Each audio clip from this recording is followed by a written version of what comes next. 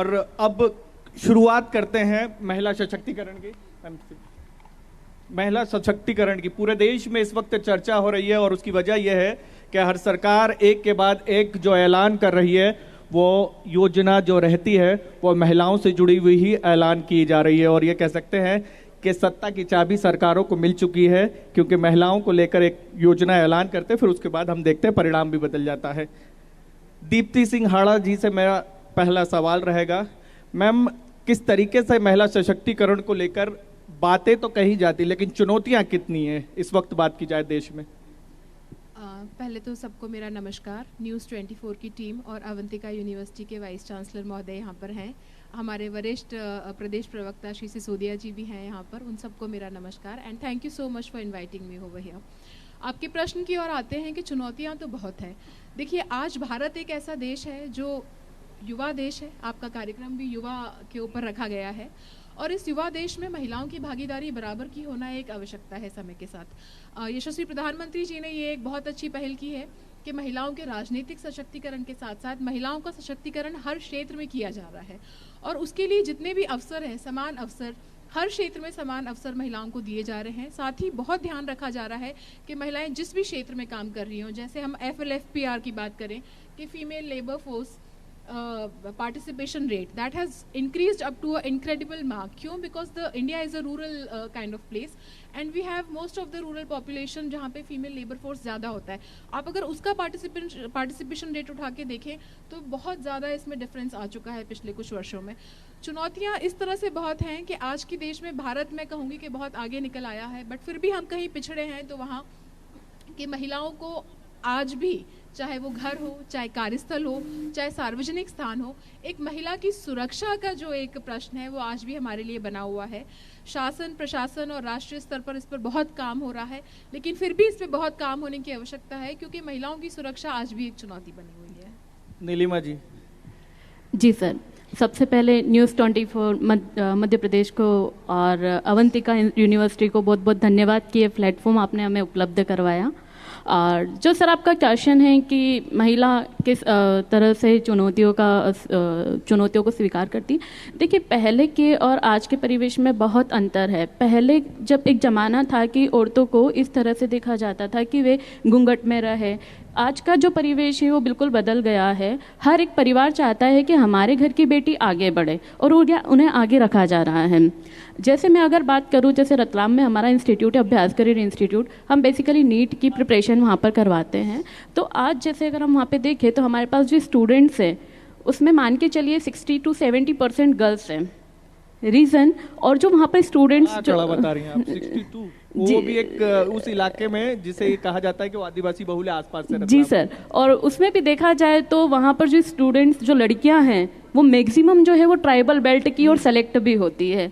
क्योंकि आजकल जो है गवर्नमेंट बहुत सारी योजनाएं महिलाओं के लिए या छात्राओं के लिए उपलब्ध करवा रही है, तो इसके लिए गवर्नमेंट को भी बहुत बहुत धन्यवाद कि महिलाओं को वो आगे बढ़ा रही है। नीट को लेकर एक सवाल रहेगा। जी सर, किस तरीके से तैयारी आप करवाते हैं जो दूसरों से अलग है? क्योंकि आपके आंकड़े हमने देखे तो ये चीज़ें निकलकर सामने आई कि जितने आपके वहाँ स्टूडेंट रहते हैं वो 50% से ज़्यादा पास हो जाते हैं। किस तरीके से तैयारी करवाते हैं आप लोग? जी जी सर, देखिए नीट की जो हमने इंस्टीट्यूट का यहाँ पर स्टार्ट किया था 2019 में हमने स्टार्ट किया था, और हम जो है बेसिकली राजस्थान से है, प्रतापगढ़ से हैं। और ये हमारे लिए बहुत चैलेंजिंग था कि यहाँ पर आकर, जहाँ हमारे लिए कोई रिलेटिव नहीं है और कोई पहचान नहीं है, और यहाँ पर आकर हमने इंस्टीट्यूट को स्टार्ट किया। और उसी के बाद आपने देखा होगा 2020 में कोरोना भी आ गया। इन सब चुनौतियों का सामना करते हुए हमने यहाँ पर जो देखा वो ये चीज़ है कि अगर आप बच्चों के साथ कदम से कदम बढ़ाकर चलेंगे तो आप अपना बिजनेस भी ग्रो करेंगे, इंस्टीट्यूट को भी ग्रोथ मिलेगी, और स्टूडेंट के सिलेक्शन होंगे तो जो पेरेंट्स हैं उनके मन में भी आपके लिए पॉजिटिविटी आएगी। आपका जो क्वेश्चन था वो ये था कि आप ऐसा क्या अलग करते हैं कि स्टूडेंट्स के सिलेक्शंस ज़्यादा होते हैं। देखिए, हमारे पास जब स्टूडेंट्स आते हैं तो उन्हें वो माहौल क्रिएट कर देते हैं कि आप जो है, आपको केवल एक सीट चाहिए और आपका सिलेक्शन श्योर है। अब उस श्योरिटी को करने के लिए जब पेरेंट्स हमारे पास आते हैं तो उनके मन की बहुत सारी भावनाएं रहती है, और उन सब भावनाओं पर खरे उतरने के लिए हम एक सिस्टम को फॉलो करते हैं। वो सिस्टम इस तरीके का रहता है कि जहाँ पर बड़ी आप देखेंगे बड़ी सिटी में जो इंस्टीट्यूट रन होते हैं वहाँ पर एक एक क्लास में 300 या 400 स्टूडेंट्स को एक साथ बिठा दिया जाता है। अब जब इतने बच्चे एक साथ क्लास में बैठेंगे तो उनके ऊपर फोकस नहीं हो पाता है, और उसी फोकस को ध्यान में रखते हुए हम ये देखते हैं कि हम जो इंस्टीट्यूट रन करते हैं वहाँ पर 60 to 70 या मैक्सिमम 80 स्टूडेंट्स हम एक क्लास में रखते हैं ताकि हर एक बच्चे पर हम फोकस कर पाएँ। 90 मिनट्स की क्लास रहती है, 4 क्लासेस हम डेली चलाते हैं। उसके बाद हम हर एक क्लास के बाद बच्चों को 10 से 15 मिनट देते हैं ताकि उस क्लास में उनका कोई भी डाउट रहा है तो फैकल्टी से शेयर कर सकें। अब कुछ बच्चे ऐसे हमारे पास आते हैं जो हॉस्टल में हमारे पास रहते हैं, उसके लिए हम नाइट कैंप की सुविधाएं उपलब्ध करवाते हैं। अब नाइट कैंप की सुविधा हमें इसलिए उपलब्ध करवानी रहता ये है सर कि अगर बच्चा आपके पास है तो पेरेंट्स उनको कहेंगे कि बेटा पढ़ ले, मेहमान आए उनसे मिल ले, कोई बात नहीं, लेकिन अपनी पढ़ाई को ध्यान में रखो। वो देखते रहते हैं कि बच्चा कितना ग्रो कर रहा है। जब बच्चा हमारे पास आता है, हॉस्टल में रहता है, तो पेरेंट्स केवल एक कॉल पे उनसे बात करते हैं। उसी को ध्यान में रखते हुए हम ये सोचते हैं कि जो बच्चा हमारे पास आए वो हमारे बच्चे हैं।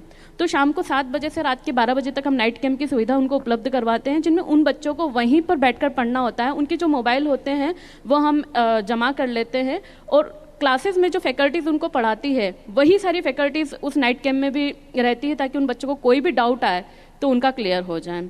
और इसी वजह से बच्चों का जो सिलेक्शन रेशियो है हमारे यहाँ का ज़्यादा रहता है। दीप्ति जी, लंबे समय से महिला सशक्तिकरण के लिए आप काम कर रहे हैं, महिलाओं के बीच अक्सर रहती भी हैं, देखा भी हमने। सरकार की जो योजनाएं हैं महिलाओं को सशक्त बनाने के लिए, आगे बढ़ाने के लिए, कितनी कारगर साबित हो रही हैं और कितना अहम आप मानती हैं कि सरकार की योजनाएं हैं उनसे महिलाएं सशक्त हो रही हैं, आगे बढ़ रही हैं? देखिए, महिलाओं के लिए जितनी भी योजनाएं हैं, आज मुझे ये बताते हुए बहुत खुशी हो रही है कि महिलाएं उन सभी योजनाओं का पूर्णतः लाभ लेने में आगे आ रही हैं, उसका लाभ ले रही हैं। चाहे आप जैसे बेटी बचाओ बेटी पढ़ाओ, हमारे मध्य प्रदेश की बात करें तो लाडली लक्ष्मी जो योजना है वो इतनी सफलतम योजना है कि मेरे ख्याल से कुछ समय में वो राष्ट्रीय स्तर पर उसको जो है वो योजना आ जाएगी, और इसका पूरा श्रेय मध्य प्रदेश की सरकार और यशस्वी मुख्यमंत्री जी को जाएगा। तो उसके अतिरिक्त आप देखेंगे कि जो प्राइम मिनिस्टर स्वास्थ्य सुरक्षा योजना है, आज महिलाओं को पता है कि उनको स्वास्थ्य की अगर कोई समस्या होती है, उसी के साथ आप आयुष्मान योजना भी अगर जोड़ लें तो आयुष्मान में भी महिलाओं को जो है बहुत स्वास्थ्य की सेवाएं मिल रही हैं। उसके साथ आप प्राइम मिनिस्टर जन धन योजना जो है, आई वुड से कि this is one of the most successful inclusion of the financial schemes, जिसमें in every household they are getting the facility for banking services, they are getting the opportunity for the banking deposition, और उनके लिए ये access बहुत आसान हो चुका है। तो this is one of the most successful schemes from Indian government, central government also.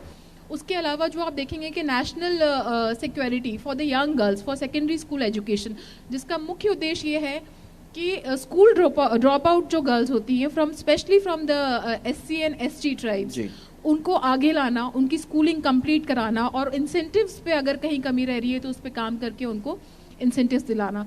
तो निश्चित रूप से योजनाएं बहुत सफल हैं, योजनाओं का लाभ मिल रहा है, और मीडिया के माध्यम से आजकल जो है योजनाएं जन जन तक पहुंच रही हैं, लोगों को उसके प्रति जागरूकता आ रही है और वो उसका लाभ ले पा रहे हैं। नीलिमा जी, सरकार की कई योजनाएं हैं, एजुकेशन सेक्टर में सबसे ज़्यादा मध्य प्रदेश सरकार हम देख रहे हैं कि लगातार काम कर रही है।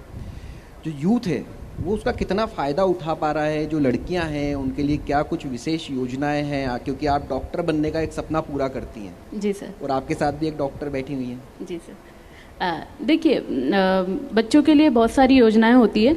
अब जैसे अब जिस इंस्टीट्यूट से हम जुड़े हुए हैं, अगर हम उसी की बात करें तो मैक्सिमम जो हमारे पास स्टूडेंट्स होते हैं वो मेधावी योजना का फ़ायदा उठाते हैं। उसमें होता क्या है सर कि जिन बच्चों का 12th में 70% से प्लस होता है, उन सभी स्टूडेंट्स को गवर्नमेंट जिस किसी भी इंस्टीट्यूट या कॉलेज में वे पढ़ाई करते हैं उनकी सारी की सारी फीस वो गवर्नमेंट पूरा वहन करती है, जो एक बहुत बड़ी चीज़ है। आज अगर अपन देखें कि मेडिकल जो स्टडी है उसका लोगों का ये मानना है कि 1 करोड़ 1.5 करोड़ या फिर 80 लाख तक इसकी पढ़ाई होती है, लेकिन अगर वे अच्छा पढ़ेंगे और अगर अच्छे मार्क्स वो ऑब्टेन करेंगे और वो क्राइटेरिया में आ रहे हैं तो सारी की सारी फीस गवर्नमेंट पे करती है। तो योजनाओं को लाभ बिल्कुल बच्चों को उठाना चाहिए। जब भी कोई स्टूडेंट ये सोचता है कि मुझे इस फील्ड में जाना है तो पहले उसे ये सारी चीज़ें सोच लेनी चाहिए कि मैं इसमें, मेरे पेरेंट्स इसमें कितना इन्वेस्ट कर सकते हैं। अगर नहीं कर सकते हैं तो मैं किन योजनाओं का मैं लाभ उठा सकता हूँ, या कहाँ से मैं किस तरह से या अपनी पढ़ाई को मॉडिफाई करूँ कि मैं अपनी जो गोल है उसको अचीव कर सकूँ। दीप्ति जी, सियासत में महिला कितनी सशक्त हुई, आपको क्या लगता है? क्या आरक्षण ज़रूरी है महिलाओं को राजनीति में लाने के लिए? जो कहा जा रहा है कि 33% महिलाओं को 35% आरक्षण देने की तैयारी की जा रही है, क्या आपको ज़रूरी लगता है या फिर मेहनत करेंगे तो आगे निकल सकते? दोनों बातें हैं। आप इसको इस तरह से खारिज नहीं कर सकते हैं कि मेहनत करेंगे तो आगे बढ़ेंगे। मेहनत करेंगे तो निश्चित रूप से आगे बढ़ेंगे, बट आरक्षण का ये कतई मतलब नहीं है कि जो योग्य नहीं है वो आगे बढ़ जाएगा। आरक्षण का लाभ भी उन्हीं को मिलेगा जो योग्य हैं, जो काबिल हैं, जो प्रतिस्पर्धा में आगे हैं। और दूसरा, आपने कहा कि हमारा देश महिला की जो स्थिति है वर्तमान में राजनीतिक, हमारा देश विश्व में उन 15 देशों में से एक है जिसकी आज महिला राष्ट्रीय अध्यक्ष हैं, और ये सबको बहुत प्रोत्साहित करने वाली बात है। दूसरी बात यह है कि 33% आरक्षण तो चलो अभी आ गया है, लेकिन आप अगर 2019 की बात करें तो 86 के अराउंड जो है लोकसभा प्रत्याशी चुनकर लोकसभा में गई हैं। ये अपने आप में एक बहुत अच्छी बात है। और माइलस्टोन जो इस्टेब्लिश हुआ है वो 28 सितंबर 2023 में हुआ है कि आधिकारिक तौर पे 33% जो है रिजर्वेशन महिलाओं के लिए कर दिया गया है। आने वाले समय में बहुत अच्छा होगा। और अभी अगर हम बात करें कि ये आरक्षण के पहले की जो स्थिति है, तो आप देखेंगे कि पंचायती राज में जो है 33% तो न्यूनतम रिक्वायरमेंट है, बट उसके अतिरिक्त 46% जो है प्रत्याशी वो चुन के महिलाएं गई हैं। और मैम एक चीज देखते हैं कि घर की महिलाओं को चुनाव लड़वा दिया जाता है, कहीं नगर निगम का मैं बोल रहा हूँ, ये भी देखते हैं। तो उससे बदलना होगा, हम लोगों को महिलाओं को लाना होगा। नहीं, घर की महिलाओं को भी चुनाव लड़ा रहे हैं तो महिलाओं को अवसर तो दे ही रहे हैं। नहीं, जैसे बोलते हैं ना पार्षद पति हैं, उसको लेकर वो तो आप पुरुषों को सोचना होगा कि अगर आपने घर की महिलाओं को चुनाव लड़ाया है, उनको वो जगह दी है, उनको वो अवसर दिया है, तो उस अवसर पे आपको ये अपनी योग्यता साबित करनी होगी कि आप उनको आगे बढ़ाएं और उनसे कार्य कराएं। ये प्रश्न तो उल्टा आपको पुरुषों से पूछना चाहिए कि जब आपके घर की महिला चुनाव लड़ रही है और वो उस स्थान पर है, तो उसको आप काम करने क्यों नहीं दे रहे हैं? ये तो मेरा प्रश्न आपसे होगा और आपके चैनल के माध्यम से होगा कि आप पुरुषों को इस बात के लिए जागरूक भी करें और उनको कहें कि अगर महिला को कोई अवसर मिला है तो वो उस अवसर पे अपनी योग्यता सिद्ध कर पाए, उसको ऐसा आप बनाएं। धन्यवाद। नीलिमा जी, जी सर। परीक्षा कोई भी हो, किसी भी तैयारी कर रहे हैं हम लोग कॉम्पिटिटिव एग्जाम की, लेकिन तनाव जो आखिरी समय पर होता है उसको कैसे पार पाए एक स्टूडेंट? देखिए, लास्ट टाइम पे डिप्रेशन सभी स्टूडेंट्स में आता ही है, लेकिन उसको पार करने के लिए जब कोई बच्चा कंपटीशन एग्जाम की तैयारी करता है तो सबसे पहले ये है कि उनके पेरेंट्स बहुत पॉजिटिव रहे। बच्चों के ऊपर जो डिप्रेशन आता है वो पेरेंट्स की वजह से आता है, क्योंकि पेरेंट्स की उम्मीदें बच्चों से बहुत रहती है। अब बच्चा जब थोड़ा समय निकलता है और उन उम्मीदों पर खरा नहीं उतर पाता है तो बच्चा डिप्रेशन में आता है। तो मेरा तो यही कहना है कि जो फैमिली है, जो पेरेंट्स है, वो बच्चों को हमेशा पॉजिटिव माहौल बना के रखें। अब पॉजिटिव माहौल बनाए रखने के लिए स्टूडेंट्स को भी उसका साथ देना होगा और उसे चाहिए कि जो जिस एग्जाम्स की वो तैयारी कर रहे हैं वो डे 1 से ही ये सोच के चले कि मुझे इस एग्जाम्स में क्या क्या कठिनाइयाँ आ सकती है और क्या क्या मेरा सिलेबस है, उसको मुझे किस तरह से कवर करना है, तो वो उसे पार्ट में डिवाइड कर दे। अगर आप ये सोचें कि 1 मंथ का अगर आप पार्ट में उसमें डिवाइड कर दे तो आप लास्ट तक बहुत अच्छे से कर पाएंगे, इवन तो रिवीजन के लिए भी टाइम मिल जाएगा। जी सर। इसके साथ ही अगर बात करें तो एक सबसे बड़ी चुनौती है मोबाइल। आजकल हर चीज़ गूगल पर उपलब्ध है। यहाँ कई स्टूडेंट्स बैठे हैं, अधिकतर गूगल सर्च करते हैं और जो सवालों के उत्तर होते हैं वो गूगल से पूछते हैं। जी सर। तो क्या लग रहा है कि जो गूगल पर उपलब्ध है, क्या वो जानकारी पूरी सही होती है? क्योंकि आप लगातार स्टूडेंट्स को पढ़ाते हैं, उनको सिखाते हैं, किताबी ज्ञान में और ये मोबाइल के ज्ञान में कितना अंतर आप महसूस करते हैं? और बच्चों को क्या ये सिखाते हैं कि मोबाइल के ज्ञान से उन्हें बाहर आना चाहिए, किताबी ज्ञान पर ज़्यादा फोकस करना चाहिए? देखिए, क्या होता है कि मोबाइल में अपन भी देखते हैं कि जब भी हम कोई चीज़ सर्च करते हैं तो उसके 10 से 12 लिंक आ जाते हैं। अब बच्चा जब किसी चीज़ को सर्च करेगा तो अगर उसने कोई एक छोटा सा टॉपिक भी सर्च किया है तो उसको 10 से 12 चीज़ दिखेगी। अब वो बच्चा सोचेगा कि यार 5 मिनट का ये वीडियो में इसको भी देख लूँ, 10 मिनट का ये वीडियो में इसको भी देख लूँ, क्या पता है इसमें कोई अच्छी चीज़ हो। और वही टॉपिक अगर वो बुक से पढ़ता है तो मुश्किल से 10 मिनट का रहता है और उस 10 मिनट के चक्कर में बच्चा 2 घंटे बर्बाद कर लेता है। तो वो अपने लिंक से भी हट जाता है, उसमें उसको दिख जाता है कि जो चीज़ उसने सर्च करी उसके अलावा भी बहुत सारी चीज़ें दिख जाती है। तो बेसिकली बच्चों को जो चाहिए वो बुक्स से ही पढ़ना चाहिए, अपने खुद के नोट्स बनाने चाहिए। और यूट्यूब पे जो चीज़ें होती है, देखो अपने आप को प्रमोट करने के लिए बहुत सारी चीज़ें ऐसी भी उसमें बता दी जाती है जो आपके सिलेबस से बहुत परे रहती है। तो बच्चों को तो मोबाइल से बहुत ठीक है, अगर पेरेंट्स से बात करनी है या फिर कभी कभी ऐसा होता है कि पढ़ाई में मन नहीं लग रहा है, तो इंटरटेनमेंट की बहुत सारी चीज़ें हैं। आप कोई अच्छी बुक्स पढ़िए, कोई गेम्स खेलिए, कोई इस तरह से फ्रेंड के साथ थोड़ा टहल लीजिए, योगा कीजिए, लेकिन मोबाइल से तो दूर ही रहना चाहिए।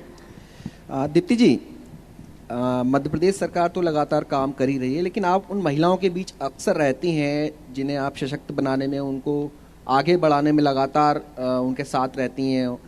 क्या लग रहा है कि हम इंदौर की बात करें तो इंदौर में आई बस भी महिलाएं चला रही हैं, रोजगार के आयाम लगातार बढ़ रहे हैं, तो क्या कुछ ऐसी नई स्कीम्स आना चाहिए या सरकार को क्या ऐसे कड़े कदम उठाना चाहिए कि महिलाओं के लिए रोजगार और बढ़ सके, खुलकर महिलाएं अपना खुद का रोजगार डाल सके? क्योंकि रोजगार के लिए लगातार हम कहते हैं कि यूथ आगे बढ़ रहा है, युवा आगे बढ़ रहा है, खुद का रोजगार कर रहा है, लेकिन महिलाओं को रोजगार करने में भी परेशानी आती है, आगे बढ़ने में भी परेशानी आती है। देखिए, महिलाओं को परेशानी इसलिए नहीं आती है कि रोजगार के अवसर कम है जी। परेशानी उनके लिए बहुत सारे दूसरे इश्यूज हो सकते हैं, चाहे वो सेक्सुअल हैरेसमेंट की बात करें हम, चाहे वो डोमेस्टिक वायलेंस की बात करें हम। तो महिलाओं के लिए वो एक एक्यूमेन क्रिएट करना, उस तरह का माहौल क्रिएट करना कि वो जाएं और जाके उस अवसर का लाभ ले सकें, ये एक नैतिक जिम्मेदारी सभी के लिए रहेगी। आज अवसर भी सभी तरह के हैं, चाहे वो शिक्षा के क्षेत्र में हो, चिकित्सा के क्षेत्र में हो। आपने उदाहरण दिया कि महिलाएं अब बसेस और ऑटोज भी चला रही हैं, पेट्रोल पंप पर भी काम कर रही हैं। तो सरकार की तरफ से तो ये सुनिश्चित किया जा रहा है कि हर योजना में महिलाओं का दृष्टिकोण ध्यान में रखते हुए नीति बने, विकास जो हो वो इस तरह से हो जिसमें महिलाओं का पूरा ओपिनियन रखा जाए। नीति निर्माण में इस बात को ध्यान दिया जा रहा है, जो ब्यूरोक्रेट्स हैं वो इसको बहुत ध्यान में रखते हैं कि वुमेन एम्पावरमेंट से रिलेटेड चीज़ों को भी वो इन्वॉल्व करें। लेकिन क्योंकि हम उस तरह का एक माहौल नहीं क्रिएट कर पाते हैं कि महिलाएं घर से निकल कर जाएं और अपना काम सुरक्षित तरीके से कर पाए, तो वो हम एक नैतिक जिम्मेदारी मैं कहूँगी कि वो राष्ट्रीय स्तर पर उसकी आवश्यकता है। और वो अगर हमने एक एटमॉस्फेयर क्रिएट कर दिया कि a woman feels comfortable stepping out of the house and going to work, going to hospital, चाहे वो हॉस्पिटल की बात करें तो मैं यहाँ पे ये मेंशन करना चाहूँगी कि छोटे स्तर पे तो चलो चैलेंजेस हैं ही, लेकिन कैलकाटा का जो केस है वो हमें भूलना नहीं चाहिए। वहाँ चिकित्सक थे, वो महिला चिकित्सक थी, और हम सोचते हैं कि hospital is a place after temple. तो वहाँ पर अगर आप ये सुनिश्चित नहीं कर पा रहे हैं कि महिला सुरक्षित है, तो फिर ऐसे बहुत सारे स्थान हैं जहाँ पर ये विषय रहेगा और इसको आगे धीरे धीरे सरकार बढ़ाएगी। धन्यवाद दीप्ति हाड़ा जी, धन्यवाद नीलिमा जी, थैंक यू सो मच हमारे साथ थैंक यू सो मच, बहुत बहुत धन्यवाद। Thank you.